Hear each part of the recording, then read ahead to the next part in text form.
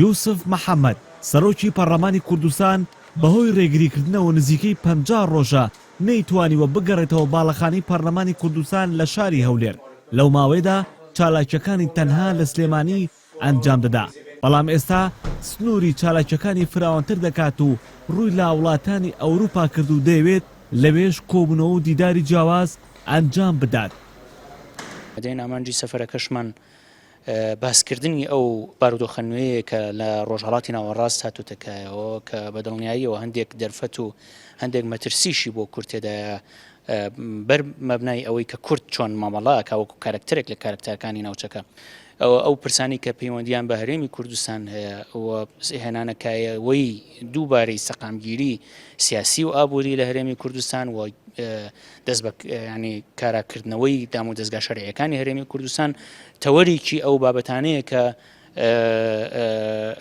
جاناکرێتەوە لە کۆی ئەو گۆڕانکاریانە لە ناوچەکە ڕۆدا. لەم قۆناغەدا مەمنانی سیاسی نێوان پارتی دیموکراتی کوردستان و بزوتنەوەی گۆڕان لەسەر یوسف محەممەد سەرۆکی پەرلەمانە.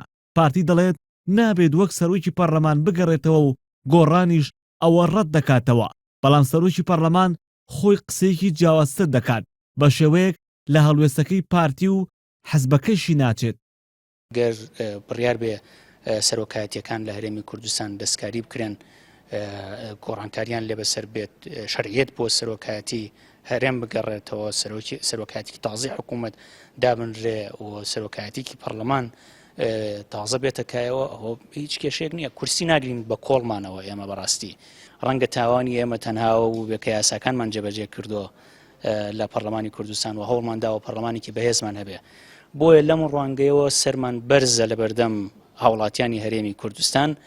ئێستا پێشنیازەکان یەکێتی نیشتیمانی کوردستان لای پارتی و گۆڕانە کە هیچێک لەو پێشنیازانە باسکردنە لە کاراکردنەوەی پەرلەمان و دواتر ئەگەری گۆڕانکاری لە دەستەی سەرۆکاتی پەرلەماندا، بەڵام پارتی و گۆڕان وەڵامیان نەداوەتەوە.